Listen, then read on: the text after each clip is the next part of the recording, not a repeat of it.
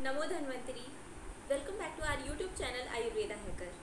NEET के exam भी हो चुके हैं और उसके रिजल्ट भी आ चुके हैं। तो जिन लोगों को एमबीबीएस मिल रहा है बहुत अच्छी बात है, लेकिन कन्फ्यूज़न उन लोगों को होता है जिन्हें बीडीएस भी मिल रहा है और बीएएमएस भी मिल रहा है। क्योंकि कोरोना के बाद से बीएमएस जो है उसका काफ़ी स्कोप बढ़ गया, उसकी काफ़ी डिमांड है। तो और जो हमारी गवर्नमेंट है वो भी उसे काफ़ी सपोर्ट कर रही है। तो यहाँ पे थोड़ा कन्फ्यूज़न हो जाता है कि हमें कौन सा कोर्स लेना चाहिए, बीडीएस या बीएएमएस। तो इस वीडियो से मैं पूरी कोशिश करूँगी कि मैं आपके सारे डाउट्स सॉल्व कर सकूँ। सेम एज एमबीबीएस, बीएएमएस में भी हम पूरी बॉडी के बारे में पढ़ते हैं, और ना सिर्फ पढ़ते हैं बल्कि हम पूरी बॉडी का ट्रीटमेंट भी कर सकते हैं।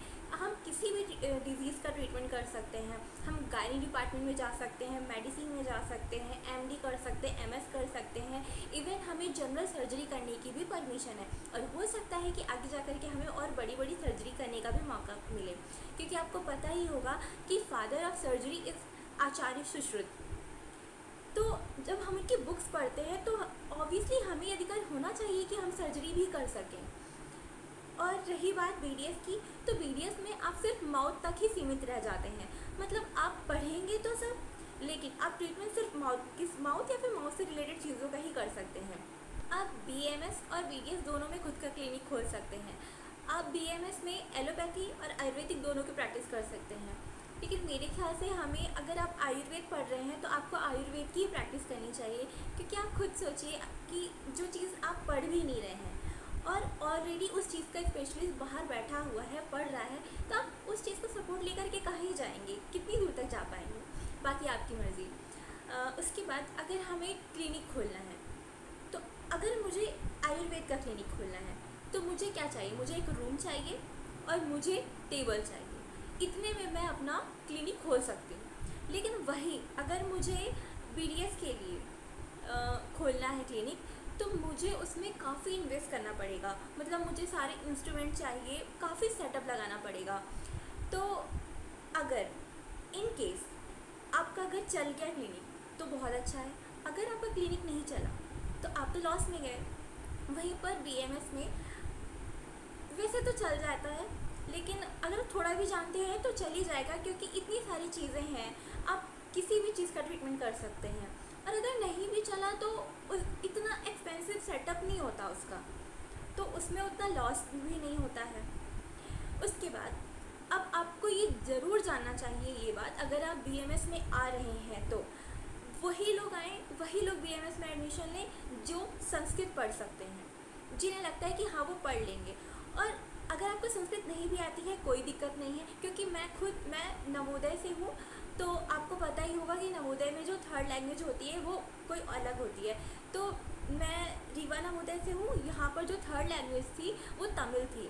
तो मैंने खुद कभी संस्कृत नहीं पढ़ी, लेकिन मुझे हिंदी अच्छे से आती थी।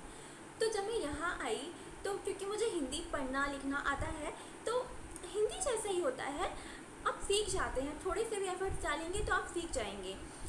तो मुझे आ गया, मुझे कोई दिक्कत नहीं। लेकिन अगर आपको हिंदी भी नहीं आती है तो आप ये सोचने वाली बात है, आप फिर ना ही ले बीएमएस तो अच्छा है। क्योंकि अगर आप यहाँ आएंगे और आपको हिंदी भी नहीं आती है तो आप संस्कृत कैसे सीख पाएंगे, कैसे? क्योंकि हमें यहाँ पे श्लोक भी याद करने पड़ते हैं, और जो एग्ज़ाम्स होते हैं एमओ वगैरह के, पीजी के, उन सब में इससे क्वेश्चन आता है। आपको एटलीस्ट समझ में आना चाहिए कि इसका मतलब क्या है संस्कृत में, इसका हिंदी में मतलब क्या है। तो आपको संस्कृत ज़रूरी है। तो अगर आप संस्कृत नहीं पढ़ सकते हैं तो आप बीएमएस बिल्कुल ना लें, क्योंकि फिर तो आप इसके एग्ज़ाम्स भी पास नहीं कर पाएंगे। ऐसा नहीं है कि बीएमएस में सारी बुक्स जो है वो संस्कृत में होती है, मॉडर्न पार्ट भी होता है, लेकिन क्योंकि ये आयुर्वेद है और वेद सारे जो हैं वो संस्कृत लैंग्वेज में ही लिखे गए हैं, तो आप संस्कृत से अपना पीछा नहीं छुड़ा सकते हैं।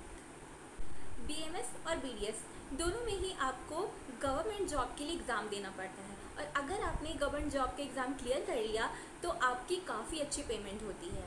और वहीं अगर आप इन दोनों में ही प्राइवेट सेक्टर में आप चाहते हैं कि ज्वाइन करें और वहाँ पे जाके ड्यूटी करें, तो आपको BAMS अगर आपने किया हुआ है तो आपको 20-25 हज़ार समथिंग आराम से मिल जाएगा। लेकिन अगर आप वहीं पे BDS में प्राइवेट करते हैं तो आपको 15 to 20,000 ही मिलेगा।